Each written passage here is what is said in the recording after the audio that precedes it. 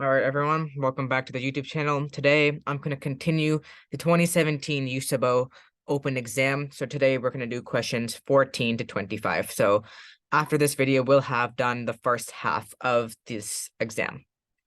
And by the way, for those of you who want to actually see this exam, you can go to the past open exams on the USABO website, and you can find all of the open exams and semifinal exams from 2003 to 2018 with the questions and the answers. So I will be posting some videos on those questions soon, but let's get to these questions. All right. So question 14, we have soil chemistry greatly influences the availability of nutrients to plant roots. Which of the following statements accurately describes such a relationship? So A says, some plants are able to grow in low soil pH by secreting anions, such as citrate and oxalate, that can chelate toxic calcium ions and prevent their absorption by the roots. All right, so first of all, this doesn't seem very accurate because calcium ions are actually liked by the plant. So basically what happens in cation exchange is that I believe the plant releases carbon, or the roots of the plant releases carbon dioxide. So it releases carbon dioxide, and then that binds with water to form bicarbonate, which dissociates into hydrogen ions and HCO3. So that those hydrogen ions, they bind with the negatively charged soil particles, which cause them to release ions like calcium. So calcium is good. So that's why option A is incorrect.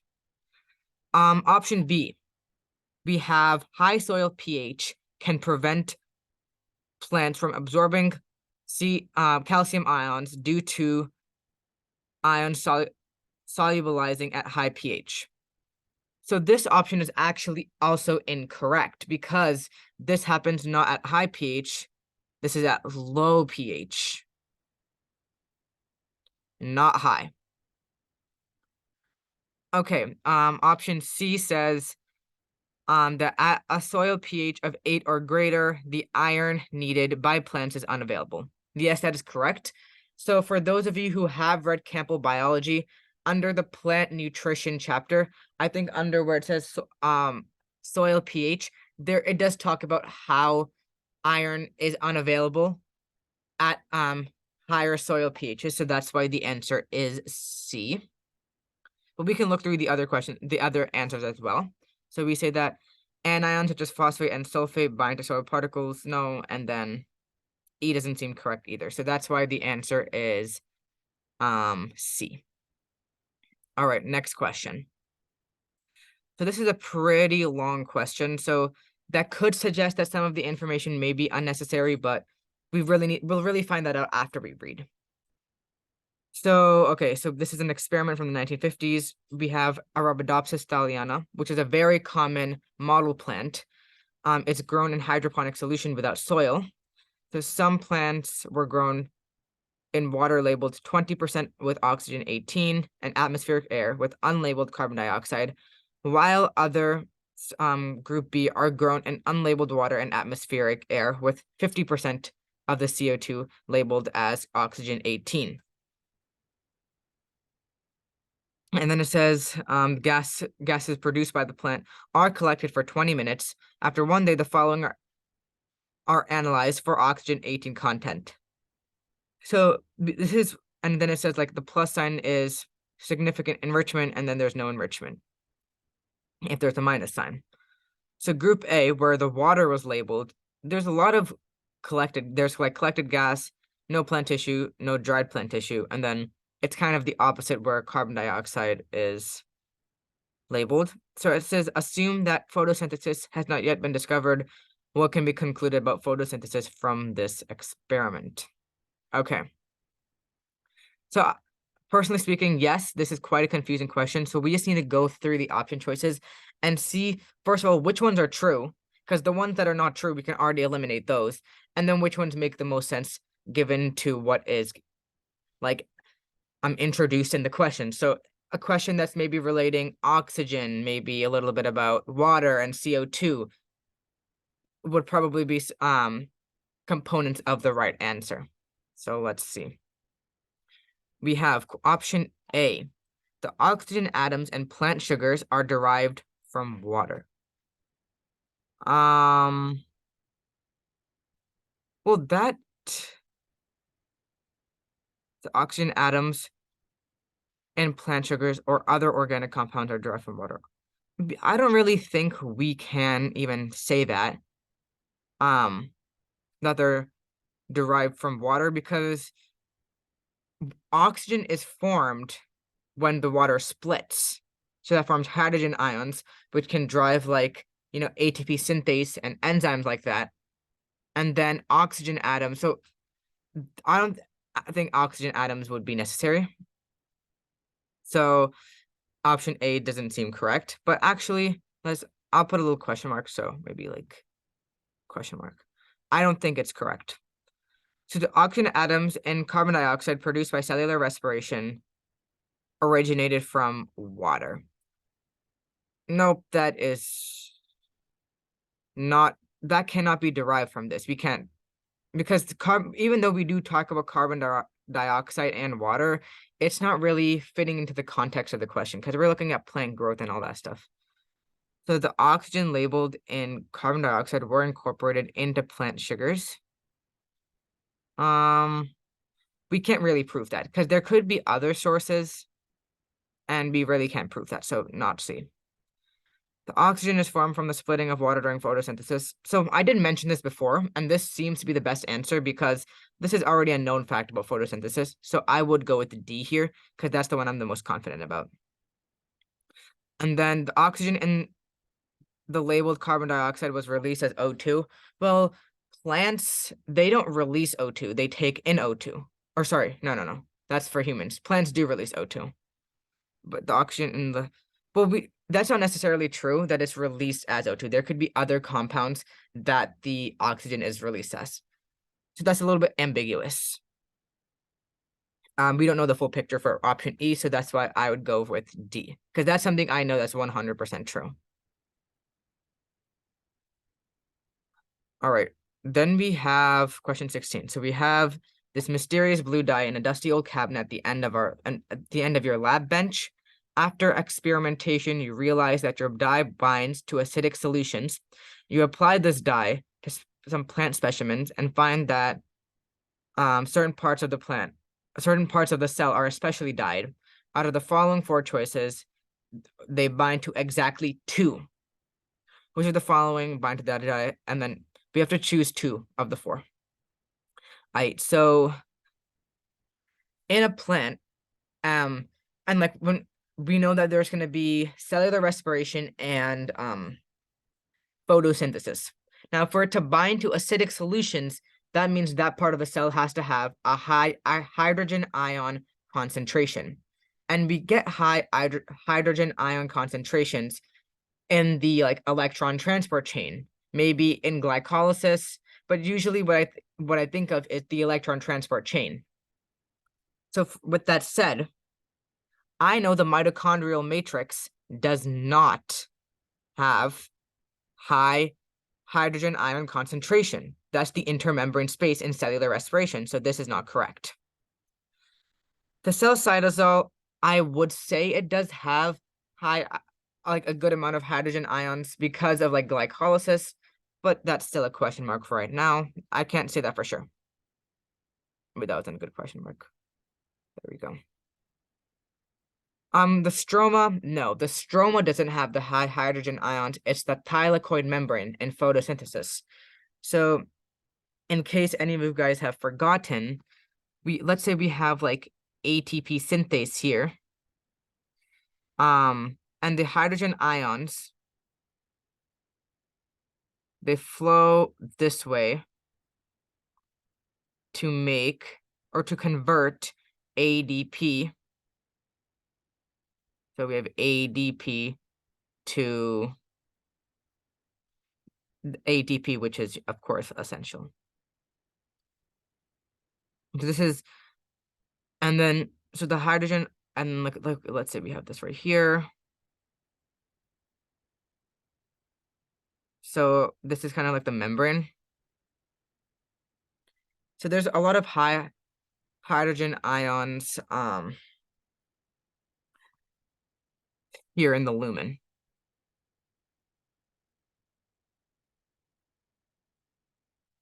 Not in the stroma. Because what's happening is that the plant cell is actively moving hydrogen ions this way to the lumen so that you can create that like osmotic, or not really, it's not really osmotic, but like that potential across the membrane so that the hydrogen ions can flow back. So that's why the answer would be a lumen. And because we know the stroma is not right and we have to pick two, we know that it's automatically the cytosol as well. So the answer would be A and C for this question. All right. In your lab, you have Arabidopsis thaliana in pot A and pot B. You water the plant in pot A each day with very limited sunshine. For the Arabidopsis in pot B, you add salt to the soil and expose it to very strong sunshine with very limited water. You measure the water potential of the plants in both pots at the root, stem, and the leaves. Select all of the following which are true. All right, so we have 4 options. I'm gonna start from the bottom here. All right, so in the plant, in pot A, the potential of the leaves is higher than the potential of the stem, as there's little evaporation from the sun. Well, that really does not make sense because let's say I draw my plant, so let's say this is the ground and we have our roots like, in the ground. And let's say we have like leaves here. This is not a very good drawing of the plant, but you can kind of get an idea. So these are the roots. These are the leaves, and then right here, like that blue stick, like thing is the stem. So it's already a given fact that water moves from high water potential to low water potential. So, first of all, just as a side tangent, I just looked at option C, and that's saying the exact opposite. So that is not correct. I can just cross that out. But the thing is that water is absorbed by the roots. So that means that the roots have higher water potential than the stem so that the water can go up. And the stem has higher water potential than the leaves so that the water can go up to the leaves. So if the water potential in the leaves is higher than the stem, that doesn't make any sense because water doesn't go from leaves to stems. It goes to stems from stems to leaves. So that's why D is not correct. And then it says in the plant in pot B, since there's a lot of evaporation, the water potential of the leaves is lower than the water potential of the stems. Well, that's already a given fact that the water potential in the leaves has to be lower than the stems because water flows from high water potential to low water potential. So this is definitely correct. And then A says the water potential in the roots is lower than the water potential in the stems. Well, of course that can't be correct because the water flows from the roots to the stems. And because it goes from the roots to the roots has higher water potential. And then in case you guys are wondering like what water potential really means, it's kind of like how the potential energy of the water. Where can the water move? It's pretty much what it's saying. So something that with high water potential means that the water has a lot of potential to move to other locations with lower water potential. So A is not correct. So that means the answer for 17 is B. So water potential is a very essential concept for the USABO. So if you had if you struggled a little bit with this question, it's really essential to understand the concept of water potential. All right. Which of the following statements about Eudicot plants is most accurate? All right, so A, the phyloderm is a thin layer of parenchyma cells derived from the vascular cambium. That is incorrect because the phyloderm is derived from the cork cambium. So usually when they're asking like which of these statements is true, there's gonna have like maybe one, maybe very small difference. Like even if you see here, if someone didn't know what water potential was, they could have just said that maybe water moves from low potential to high potential. So the answer is A, C, and D. But you just need to know like the basic concept so that you will be able to like understand the answer choices. So see here that option A is incorrect because it's made of not vascular, but cork cambium. All right, so lateral roots arise from the pericycle, which is correct, push through the cortex, endodermis, and epidermis during their growth. That is completely correct. This is not mentioned extremely like bolded out and like mentioned very explicitly in Campbell, but I think it does mention in the part where it talks about the pericycle, the lateral roots do come from the pericycle. So this is definitely correct. But so we do know that's the answer because that's really correct, but we can look at other options just to make sure. So okay. Secondary growth refers to the growth of branch once all primary growth along that given branch has finished. No, in fact, what secondary growth is that primary growth, you just go up. So this is P. Secondary growth is going like this. Increasing in width. And then yeah, D and E just don't make any sense either. So that's why the answer is B. So one thing that really works with me is that I tend to second guess myself. So whenever I see an answer is completely correct, I usually try to stick with it. That doesn't work for everybody. But I usually try to like second guess myself. So if I see some answers that might seem really correct, or I might not know the answer to, I might like debate, like, is it B, is it C, which one is it? But when I see an answer that I know is completely correct, I try not to pay too much attention to the other answers, just in case that I like don't mess up. All right, so let's go to number 19. Which of these systems cannot be found in Cernohabitidae? I'm not sure how to pronounce that, but this is something for C. elegans, which is a very common worm. Specifically, it's a nematode. And nematodes do not have circulatory and respiratory systems because I think they rely on like diffusion. So that's why I knew the answer was C. So I immediately knew that because I kind of, you need to study your animal physiology and like the taxonomy of all of like the animals and vertebrates and plants because you can answer these questions really easily. These are like gimme points. So if you knew that nematodes didn't have a circulatory and respiratory system, then you would be good to go. So yes, that's why the answer to number 19 is C. Okay, we have another long question. One of your colleagues is attempting to isolate the receptor for testosterone. He decides to copy your protocol for isolating the receptor for epinephrine by radiolabeling the hormone, isolating the membrane fraction, and purifying the radioactive protein complexes. Realizing that your colleague has not slept in days, you review the experimental procedure to ensure that it actually works. Which one of the following is a reason why your colleague's experiment would not work? All right. So A, we have radio labels on testosterone do not last very long. Well, that isn't really true. Radio labels do last pretty long. On testosterone, which is a steroid hormone. And they usually do last pretty long on these type of things. Testosterone is a steroid hormone. Yep, that is correct. And diffuses across the cell membrane. Well, yes, that's kind of what steroid hormones are. They do diffuse across the cell membranes. And that's kind of like what their role is. So that is correct. But that might not be relevant. Look, it does seem relevant, but it might not be correct. We just need to make sure. So this is one of the ones, I think the answer is B, and I'll circle it for now, but because I'm suspecting it could be other answers, I'll just read through C, D, and E. So testosterone binds only briefly to its receptor and then dissociates rapidly.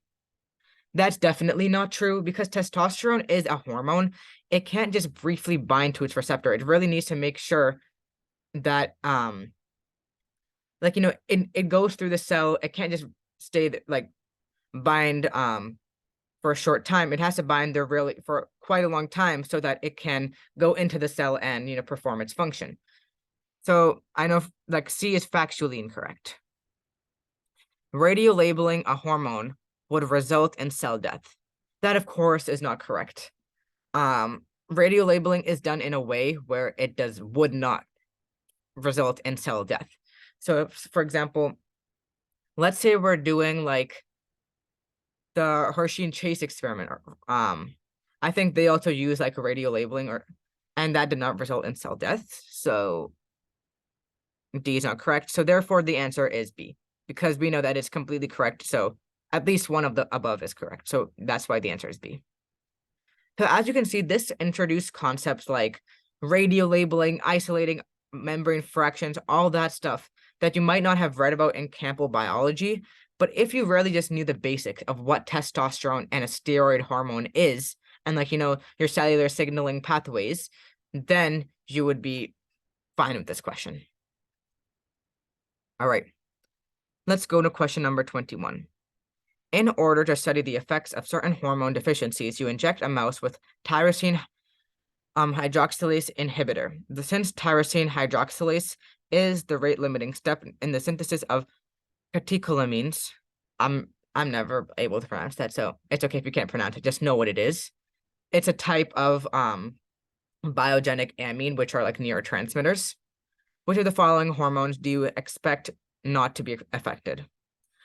So right off the bat, I don't even need to read all of the answers. I know for sure that the answer is serotonin. So I think in my editions, I have one of the later editions. It says, I think in chapter 44, 45, something like that serotonin is actually a derivative of tryptophan, not tyrosine. And in fact, for that reason, serotonin is an indolamine, not a catecholamine.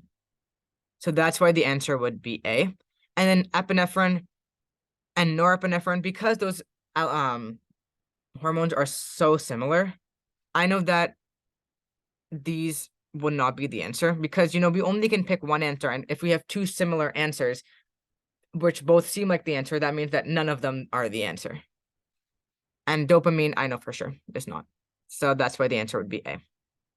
So really, in this question, this kind of also accentuates learn your amino acids and what their function is. So in specific, tryptophan, tyrosine, alanine, leucine and isoleucine. Those are some like very essential amino acids that you really need to know. Like more than just the structure and like the hydrophobicity. You really need to know these amino acids because they have very important functions in our body and come up really frequently on the USABO. All right, number 22. An animal experiences an acid-base imbalance in the arterial blood that results in the respiratory alkalosis. So even if you don't know what alkalosis means, that you can kind of see that we have the word alkaline. You see right here, alkaline, and alkaline normally means basic. So that means it has a high pH. To decrease the pH towards normal, which direction would the ventilation rate be changed, and what would be the corresponding change in the arterial,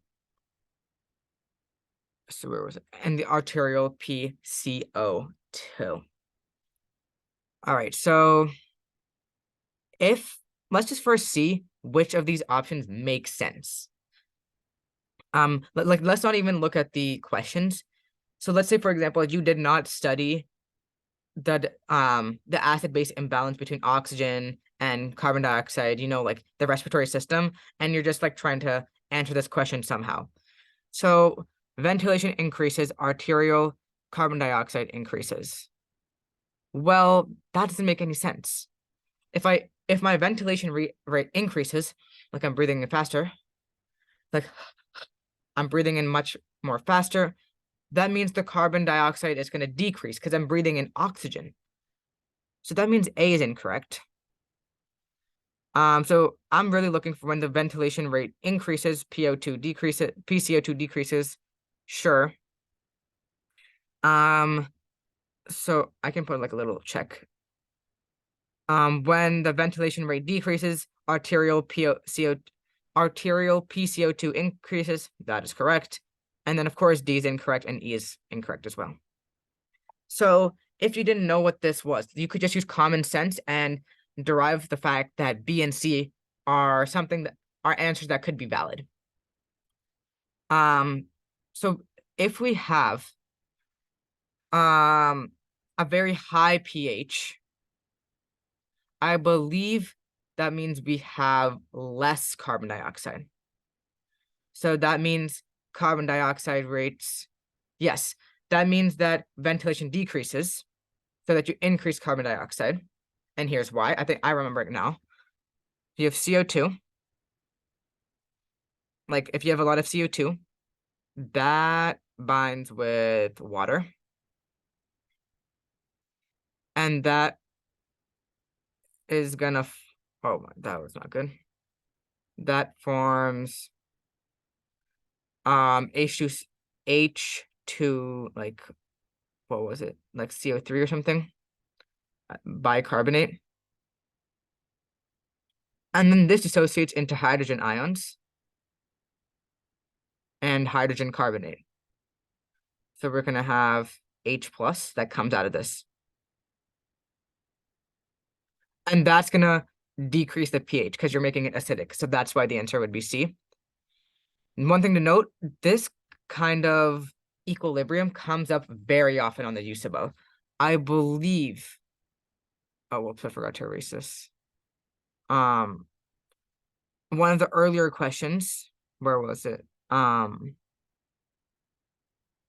This one. Question 14, this one also related kind of to that. So you need to know that carbon dioxide can bind with water, which makes bicarbonate, which dissociates into hydrogen ions and hydrogen carbonate, and the hydrogen ions decrease the pH. So that would be the answer to this. The answer is right here. C. This is the answer. All right. 23. Which of the following choices that correctly match the tissue to the embryonic germ layer from which it is primarily formed? Select all that apply. All right, this one, there's no other way to do this other than memorizing it. What is the ectoderm? What is the endoderm? Endoderm, and what does the mesoderm do?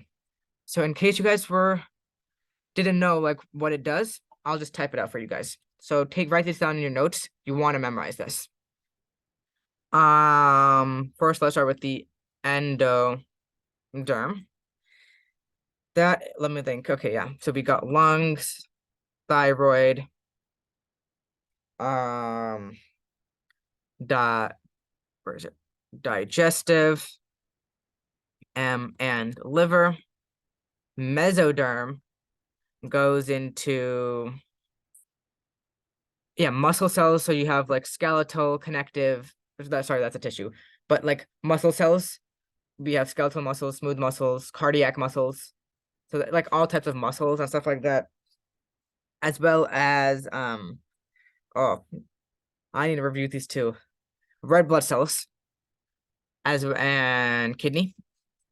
And then lastly, we have the ectoderm, which is skin, neuronal, like neurons, and skin pigments. So let's go look at the options and see which one match. All right, ectoderm, spinal cord, yes. This falls under neurons, so that is correct. Mesoderm, oh, whoops, I forgot to change one thing here. Sorry, I spelled liver incorrectly, but it's whatever. So mesoderm heart, yes, right here, red blood cells, heart, cardiac, muscles. Endoderm, thyroid, yep, that's there. Ectoderm, epidermis, skin, that's what the epidermis is. And then endodermis, liver. So I haven't seen this very often, but the answer to this question is A, B, C, D, and E. All of them are correct. So in this question, you could have just like, wrote down what you remembered. If you didn't remember all of them, like it took me some time to remember this, you could have just said, okay, I remember a little bit and could have just gone from there. Like, for example, this liver one, if you go to like a very basic sheet online that describes the 3 germ layers, liver might not be on there, but it's just a good thing to know. So this chart right here, I'll leave it up for like a couple seconds. Make sure you have it in your notebook or wherever. This is very important. All right, we're moving on to question 24. Circadian rhythms can include periodic changes in homeostatic set points. With that in mind, consider the following graph of variation in core body temperature and the concentration of the associated hormone in the blood. And then we have the hormone with its concentration plotted. It is released from which of the following gland? And then we have these 5 glands. Okay. First thing that comes to mind would probably be hypothalamus. Because hypothalamus has a lot to do with body temperature. But now, as I'm looking at this is probably actually going to be option D, the pineal gland. Because the pineal gland, it secretes melatonin, and that is, relevant with sleep. And because a lot of this is happening in the nighttime, so you can see between 10 p.m. and 6 a.m., like, a standard 8-hour sleep, the concentration of this hormone is going up. I would say that the answer to this question is actually D. Because I know that this is with the sleep cycles, and the pineal gland deals with that. So I really didn't even have to do too much. I just knew that pineal gland equals sleep. This hormone is changing a lot during someone's sleep, during their bedtime. So that's why it's probably D. Okay, so know your hormones, know your glands, especially the basic ones. So these ones are all basics. Hypothalamus, the pituitary glands, pineal glands might be a little bit obscure, but you should really still know it. Adrenal glands, very important. And this would be our last one for today, question number 25. So we're talking about Graves' disease. So Graves' disease, I think, is like when there's goiter, so like an enlarged thyroid gland. And this is also explaining, so I'll just read what the question is saying. It says that abnormal antibodies that activate TSH receptors that are made in the patient's plasma cells, and then TSH stimulates thyroid follicular cells to grow and produce hormones, and these hormones are T3 and T4. Using this information and your knowledge of the thyroid hormone regulation, which of the following statements would one expect an individual with advanced Graves' disease to possess? Okay, so I'm not someone who knows a lot about Graves' disease. I know a little bit. So I think I can just if I read through the answers and they don't make sense, I'll just cross it out. But as a side note, before I continue, really important that you guys understand these hormones. So there's still like a year before the next open exam. Yes, the semifinal exam's coming up in like a month, but like the next open exam is still in like 11 months. So no, Hashimoto's thyroiditis, hypothyroidism, hyperthyroidism, Cushing's disease, Addison's disease, like these major syndromes, just kind of get a feeling for what they do. So A, the individual would have high body temperature and substantial weight loss. So I just remember this because I remember that Graves' disease means your body is like grave of nutrients, and not nutrients, but grave of weight, and that's why you would have substantial weight loss. So yes, I know that A is correct.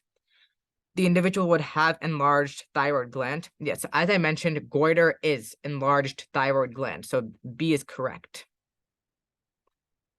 C, the individual would have high levels of thyrotropin releasing hormone. Well, that's not necessarily true because these antibodies are stimulating TSH, so not TRH.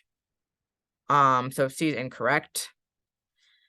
The individual would have high levels of TSH. Well, this is not the antibodies. Yes, they're activating TSH, but TSH is stimulating the the T3 and T4 and the thyroid hormone. So that means that this isn't correct, but in fact, this is correct. Option E.